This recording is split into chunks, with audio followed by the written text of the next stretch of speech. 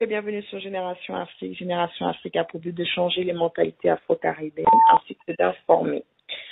Notre invité, c'est Monsieur Gervais Mbumba. Donc, vous êtes écrivain militant des droits de l'homme et membre de la Société civile internationale. Vous êtes un Congolais de Brazzaville. Vous souhaitez réagir suite à ce qui se passe au Congo-Brazzaville par rapport à la décision du président de la République sur le référendum, mais aussi sur ce que le FROCAN et l'IDC ont décidé de nous mettre un non au référendum constitutionnel ou anticonstitutionnel selon certains, que a déclaré le président de la République, M. Denis Sassou Nguesso. Alors, M. Mbumba, à vous la parole. Que comptez-vous dire par rapport à cela? Je me mets en devoir de vous remercier, Madame Yali, de me donner cette opportunité de m'exprimer sur vos antennes par rapport à la situation qui prévaut au pays. D'entrée de jeu, je vais dire que la politique dans notre pays ne se fait pas sur de bases normales, dans la mesure où l'accession du pouvoir, l'accession des acteurs politiques au pouvoir, surtout le cas de M. Sassou Nguesso, n'est pas quelque chose qu'il faut apprécier, puisque M. Sassou Nguesso est venu au pouvoir moult fois par coup d'État. Alors, nous ne sommes pas étonnés de vivre tout ce qui se passe. Vous vous souviendrez que M. Sassou Nguesso est venu au pouvoir pour la première fois en 1977, après avoir assassiné le président Marien Ngouabi. Nous étions dans un système monolithique. On pouvait bien parler d'un système du passé, mais dans les réflexes, aujourd'hui, où nous avons lancé les bases d'une vie démocratique depuis la conférence nationale, le président Pascal Lissouba a été élu au suffrage universel direct. Et après 5 ans, c'est le même qui revient par les mêmes méthodes, c'est-à-dire le coup d'État. Vous conviendrez avec moi que le mode d'accession au pouvoir n'est pas idoine. Donc, nous ne pouvons pas nous étonner de vivre ce que nous sommes en train de vivre aujourd'hui. On a accepté que, je veux dire, l'acceptation peut-être un mot dur ou un mot fort, mais on a toléré que M. Sassou Nguesso soit président de la République depuis son retour par coup d'État en 1997. Monsieur Mbumba, excusez-moi, excusez-moi Oui. de vous couper. En fait, le temps est court, on a très peu de temps. Il y a le référendum qui a été déclaré. Quelle est votre position? Il y a l'IDC et le FROCAT qui disent non au référendum. Et quelle est la situation que vous pensez par rapport à l'Afrique? Bon. Est un amuseur public. En tant que putschiste, personne ne peut lui accorder un crédit. Donc, voilà, par rapport au temps qui m'est imparti, je vais dire que M. Sassou doit partir. J'étais en train de vous dire que le peuple ou les Congolais ont accepté volontiers qu'il termine les 2 mandats. Quoi qu'on le veuille ou pas, des mandats frauduleux parce qu'il n'avait jamais été élu au Congo. Ce monsieur a fait le coup d'État en 1997. Nous sommes en 2015. Dans quelques mois, il devait partir. Mais la Constitution, c'est un faux débat. Si vous voulez que je vous réponde, la Constitution, c'est un faux débat. M. Sassou a fait 2 mandats de 7 ans. 14 ans plus 4 autres, ça fait 18 ans. Sans compter les mandats du passé, il a totalisé 32 ans. Mais s'il ne parle pas, tous ceux qui l'encouragent, aiment-ils le Congo? Moi, je suis le premier à déclarer la guerre à M. Sassou, même par les armes. Si vous ne savez pas parler, alors c'est pas la peine de chercher midi à 14 heures. Mais M. Sassou est un putschiste. Oui. Vous êtes militant des droits de l'homme et vous pensez qu'on peut résoudre cette situation par la guerre, par les armes? Mais est-ce que vous ne madame, pensez pas que les droits des hommes sont... Vous me posez une question à laquelle je donne une simple réponse. Croyez-vous que lorsqu'on est à l'ONU, on doit accepter que les terroristes aillent tuer les gens pour parvenir à leur fin? De classe sur le même palier que les terroristes? Mais Monsieur Mbumba, maintenant, quelle est la solution maintenant? Parce que là, les opposants qui sont au Congo, ils font de leur mieux, ils font des efforts, ils ont fait un gros meeting, les Congolais ont été présents. Ça n'a pas empêché le président Denis Sassou Nguesso de mettre quand même le référendum en place pour le 25 octobre. Qu'est-ce que vous dites par rapport à cela? Madame, tout à l'heure, si vous avez compris, j'ai dit que le référendum, c'est un faux débat. C'est un faux débat. Pourquoi changer les institutions lorsqu'on est au bout de son mandat? Enfin, on rigole au Congo, mais dans d'autres pays, on ne rigole pas. Ce monsieur est venu au pouvoir par coup d'État, au pire de me répéter, on n'a pas le temps.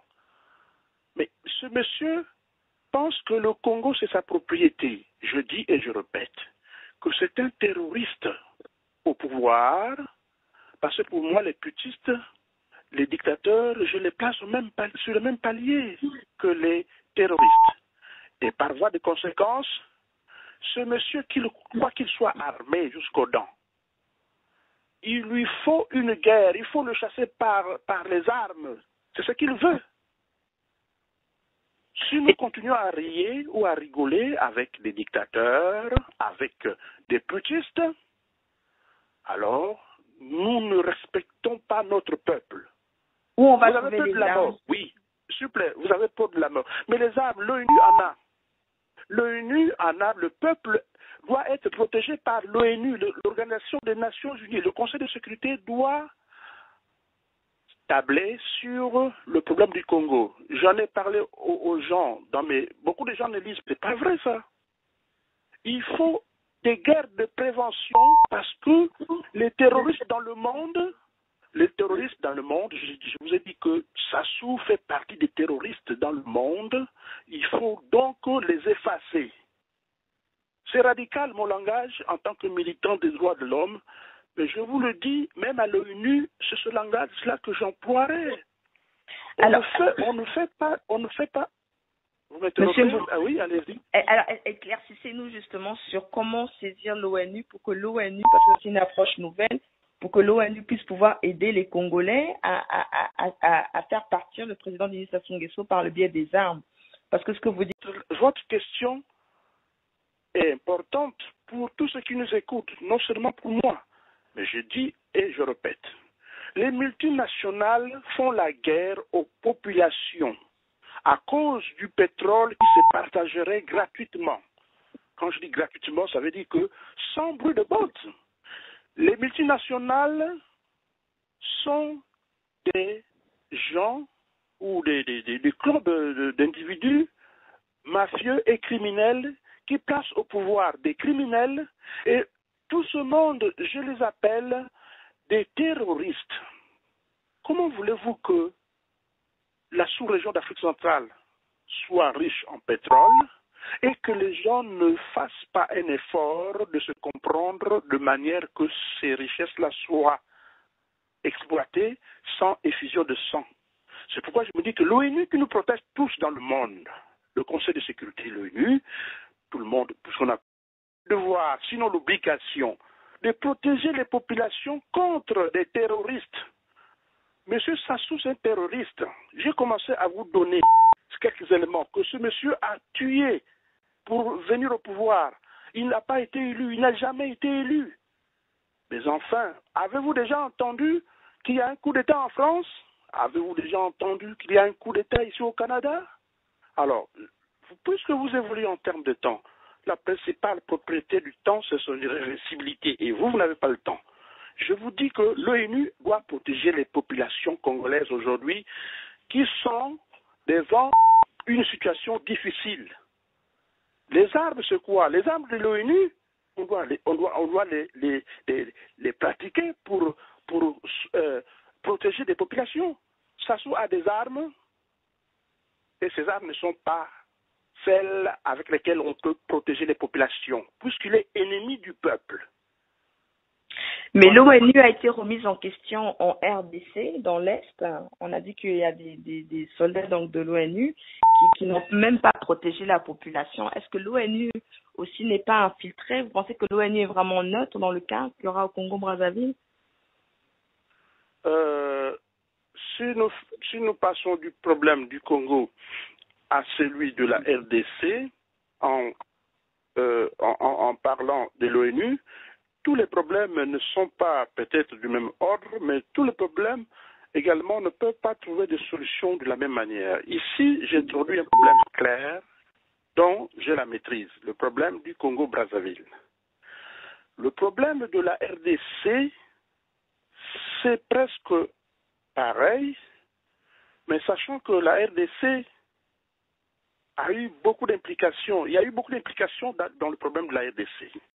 D'autant plus que il vient déposer un acte qui va coûter cher à la vie des Congolais, parce que les Congolais ne peuvent pas accepter que ce monsieur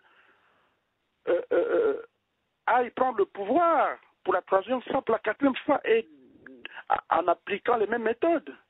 Il n'a jamais été élu. Et ce sont des indices que je suis en train de présenter là. 1. Il est venu au pouvoir par coup d'État 3 fois de suite. 2. Il s'est écrasé au pouvoir pendant 32 ans. Mais qu'il parte. Est-ce que vous avez posé des actes? Pardon? Est-ce que vous avez posé des actes pour saisir l'ONU? Vous me demandez si nous allons poser des actes. Si vous avez déjà saisi l'ONU, vous avez déjà interpellé l'ONU pour ce qui se passe au Congo? Mais bien, votre question est claire. Nous avons déjà saisi l'ONU. Et je n'aime pas parler pour le plaisir de parler sur les antennes. Il y a des choses qui se disent publiquement et d'autres choses ne peuvent pas se dire publiquement. Mais si je dis publiquement que M. Sassou Nguesso c'est un putschiste, un terroriste, il faut le chasser par les armes. Et moi je dis que l'ONU a le droit, a le devoir, sinon l'obligation de protéger les populations en difficulté face à un putschiste, face à un terroriste au pouvoir. Sassou est en train de terroriser les populations. Alors, si vous ne comprenez pas, je suis clair. Oui, excusez-moi d'insister parce que vous êtes clair, mais ceux qui nous suivent doivent aussi très bien comprendre. Est-ce que la démarche, elle en est où quand vous avez fait vous avez interpellé l'ONU? Je vous saisis mal, madame. Où en est votre démarche? Vous avez dit que vous avez saisi l'ONU, vous les avez interpellés. Qu'est-ce qu'ils vous ont répondu? Qu'est-ce qu'ils en pensent? Est-ce que c'est une démarche qui est favorable? Vous pensez que vous aurez mais l'ONU, par exemple, un organisme, c'est pas que vous attendez des réponses. Mais enfin, à moins que vous le disiez verbalement. Voyez-vous? D'accord, donc vous êtes en attente. Généralement, ceux qui sont au pays nous disent que vous êtes là à passer du temps sur Facebook, mais les gens ne savent pas que Facebook, attention, on s'adresse au monde entier. Excusez-moi d'en rire un peu. Ils ont raison, parce que la situation qui prévaut au Congo les oblige d'avoir des idées comme celle-là. Qu'à cela ne tienne, nous allons soutenir les opposants qui sont au Congo. C'est eux qui ont les mains dans le cambouis, comme on le dit. Nous n'avons pas à supplanter dans nos manières de faire tous ces gens-là qui sont là sur place. Nous avons à soutenir notre peuple à partir d'ici, à partir des 10 000 kilomètres où nous nous trouvons, parce que les multinationales sont ici. Je pense que les multinationales du pétrole ont appuyé la répression de l'opposition. Il y a des répressions lentes, douces et militaires aussi. Parce qu'on sait ce qui se passe. Les multinationales ont anéanti l'effort des opposants dans certains pays. Pourquoi, au Congo-Brazzaville, l'opposition n'est pas soutenue par certains organismes? Pourquoi? Excusez-moi, je me pose cette question. Mais oui, c'est parce que les multinationales sont des corrupteurs, des géants corrupteurs. J'insiste, je n'ai pas peut-être le sens du superlatif, mais ce sont des géants corrupteurs qui corrompent même les États. Voilà la situation. En dehors de nos petites guerres tribales, ça c'est même infime, infinitésimal.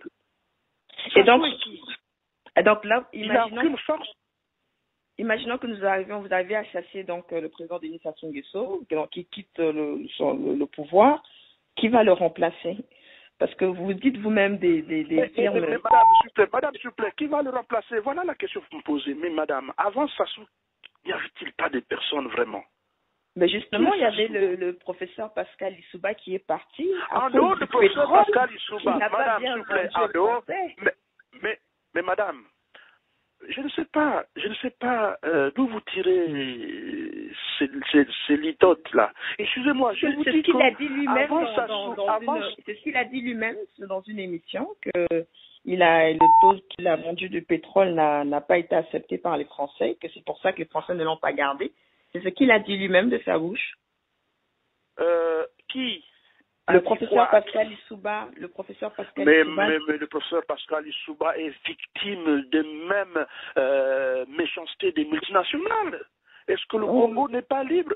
Lorsque vous dites la France a chassé Pascal Lissouba du pouvoir, c'est parce que la France de cette époque-là est une France colonialiste.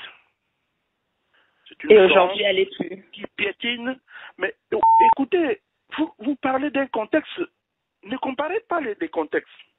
Aujourd'hui, on doit juger les gens sur leurs actes. Monsieur Hollande n'a pas encore présenté cette facette négative comme celle qu'avait Jacques Chirac. Moi, je ne juge pas les gens dans la volée, dans une gamette. Moi, je juge les gens par rapport aux actes qu'ils posent. Maintenant, son silence coupable, je parle du François Hollande, si son silence est coupable par rapport à ce qui se passe au Congo, mais nous le prendrons aux mots et aux actes. Mais le contexte dont vous parlez, parce que vous m'avez parlé de Pascal Lissouba qui a été chassé par la France. C'est pourquoi je vous ai dit que M. Pascal Lissouba, en tant que président de la République, élu par son peuple, a formé un gouvernement et ce gouvernement a agi selon les règles établies par le gouvernement de cette époque-là. On ne peut pas en vouloir à Pascal Lissouba de faire ceci, de faire cela, selon les règles établies. Ce n'est pas la France qui doit avoir le pouvoir d'enlever un président à la tête de son pays. C'est du terrorisme politique. Ce que M. Pascal Lissouba a subi. Et beaucoup de Congolais ne le savent pas. Beaucoup de Congolais crient n'importe comment, n'importe où, n'importe quand. Enfin, pourquoi nous appelons l'indépendance des termes qui sont connus de vous, de moi, de tout le monde? L'indépendance, c'est quoi l'indépendance? Je n'ai pas un cours à faire aux gens, mais si un pays est indépendant, ça veut dire que ce pays-là se prend en charge lui-même. Ce pays se gère lui-même, tout en respectant les accords internationaux. Mm-hmm. Voilà. Alors, je vous donne la parole pour votre dernier mot. Je tiens juste à préciser. Je vais simplement dire, par rapport à la situation qui prévaut au Congo,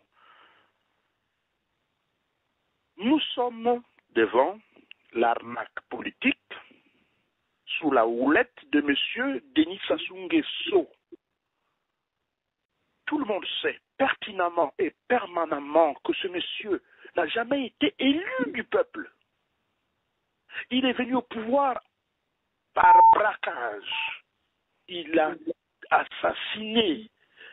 Et madame, 500 000 personnes, manquent à l'appel. Alors, ce que je veux demander à monsieur Sassou Nguesso, c'est de s'en aller tranquillement pour éviter l'effusion de sang Je suis militant des droits de l'homme. Quand je parlais de la force qu'il faut opposer à Sassou ou imposer à Sassou, c'est parce que ce monsieur n'a jamais été un président digne de ce nom de notre pays. Monsieur Yombi a été président parce que la situation était celle-là, au monopartisme. J'en acceptais parce que c'est lui le président. Pascal Issouba a été élu, c'est lui le président. Monsieur Youlou a été élu, c'est lui le président. Monsieur Massamba Deba, par ordre constitutionnel, a été donc élu.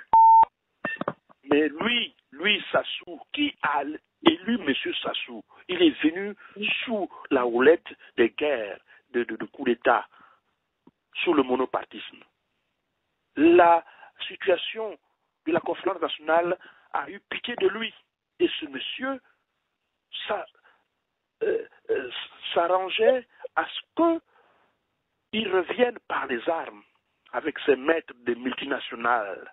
Enfin, la situation du Congo est claire. Quelle raison peut-il avoir, M. Sassou, qu'il s'en aille? 32 ans, c'en est trop. Et en même temps, il a volé de l'argent. Il doit rendre des comptes. Il a volé de l'argent et il continue à voler de l'argent. Son équipe continue à voler de l'argent. Les populations croupissent dans la misère. Il n'y a pas d'eau, il n'y a pas d'électricité, il n'y a pas de route viable. Mais enfin, pour qui se prend ce monsieur? Voilà ma conclusion. Je veux bien qu'il parte même ce soir. Qu'est-ce qu'on va en dire? Nous ne sommes pas des vents en guerre, il faut que je vous le souligne. Mais on est obligé de le chasser par les armes. Et je demande à l'ONU d'aider le peuple congolais à chasser Sassou Nguesso pour éviter un génocide. Merci. Donc Monsieur Mbumba Gervais, militant des droits de l'homme. Je pense que le peuple congolais, vous avez entendu ce qu'il avait à vous dire, que le président Denis Sassou Nguesso a un mandat illégal et qu'il devrait être chassé selon ces termes.